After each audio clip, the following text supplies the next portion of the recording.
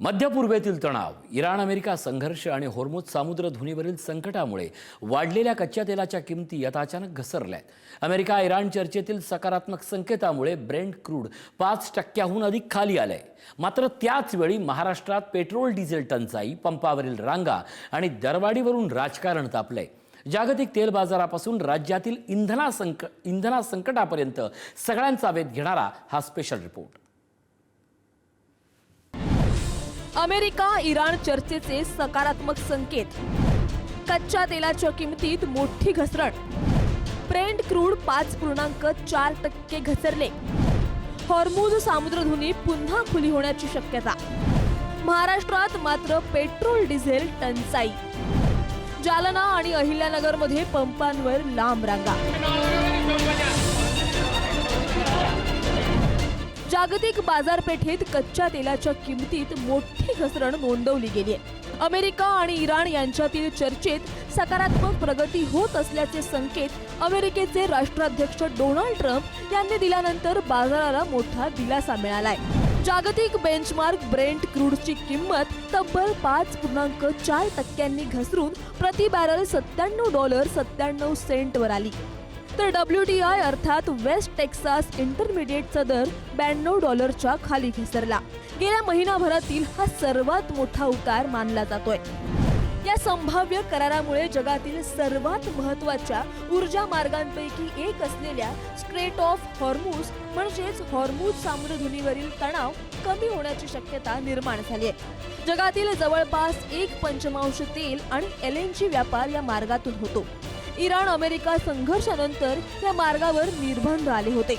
मात्र आता काही जहाजांची वाहतूक पुन्हा सुरू झाल्याने ऊर्जा पुरवठा सुरळीत होण्याची आशा निर्माण झाली आहे. भारतासाठी गॅस घेऊन जाणारे LNG टँकरही या मार्गातून सुरक्षित बाहेर पडल्याचे समोर आले आहे. जगातील 20% तेल वाहतूक या मार्गातून.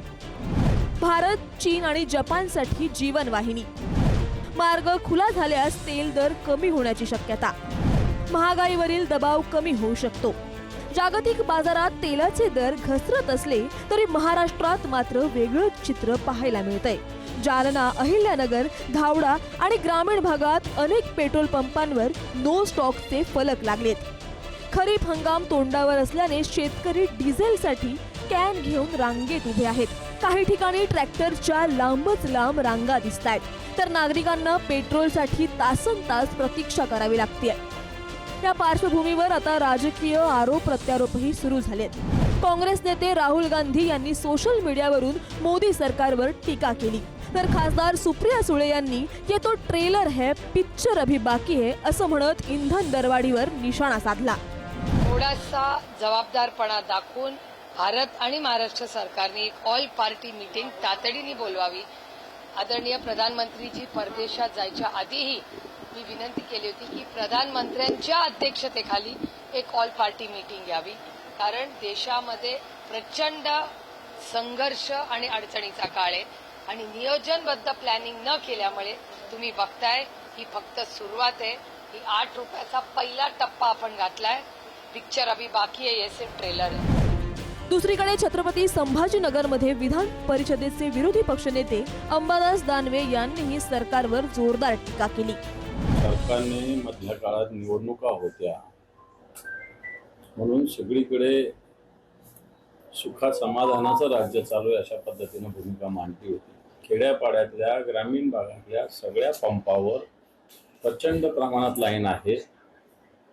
आता खऱ्या अर्थानं खरीपाच्या सगळी मशागत असेल, येणाऱ्या काळातलं सगळं शेतीचं कामकाज असेल त्याची तयारी शेतकऱ्यांनी सुरू केलेली आहे. अमृत काळाच्या गोष्टी मांडायच्या आणि मला असं वाटतं असं असताना साधं 2 लिटर डिझेल सुद्धा शेतकऱ्याला भेटू शकत नाही. दरम्यान केंद्रीय पेट्रोलियम मंत्री हरदीप सिंग पुरी यांना confederation of all India traders अर्थात CTI ने पत्र लिहून पुढील 3 महिन्यांसाठी पेट्रोल डिझेलवरील वॅट केवळ 5% करण्याची मागणी केली आहे. पश्चिम आशियातील तणावामुळे वाढणाऱ्या इंधन दरांचा फटका सामान्य नागरिक आणि व्यापाऱ्यांना बसत असल्याचं CTI ने म्हटलंय. मात्र राज्याचे मंत्री गिरीश महाजन यांनी इंधन तुटवड्याचा दावा फेटाळून लावलाय. त्यांच्या मते राज्यात इंधनाचा पुरेसा साठा उपलब्ध असून कॅनमध्ये डिझेल घेऊन जात जास्त दराने विक्री करणाऱ्यांमुळे कृत्रिम टंचाई निर्माण होते.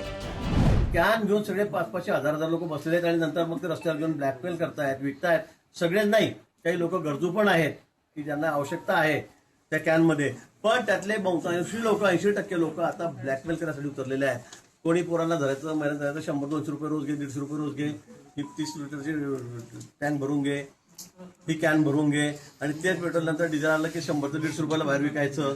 हा सगळा धंदा लोकांचा चाललेला आहे. मला वाटतं जर या कॅन वगैरे बंद केल्या तर हा सगळा विषय सुरळीत होणार आहे.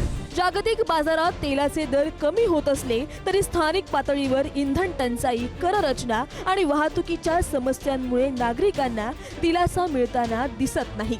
युद्धजन्य परिस्थिती, जागतिक राजकारण आणि स्थानिक पुरवठा व्यवस्थेतील अडचणी यांचा थेट परिणाम आता सामान्य नागरिकांच्या खिशावर होताना दिसतोय. अमेरिका इराण करार झाला, हॉर्मुझ सामुद्रधुनी पूर्ण क्षमतेने सुरू झाली तर जगभरातील तेल बाजाराला मोठा दिलासा मिळू शकतो. मात्र महाराष्ट्रात सध्या पेट्रोल डिझेलसाठी लागणाऱ्या रांगा पाहता जागतिक दिलासा स्थानिक पातळीवर कधी मिळणार हाच खरा प्रश्न आहे. ब्युरो रिपोर्ट, पुढारी न्यूज, मुंबई.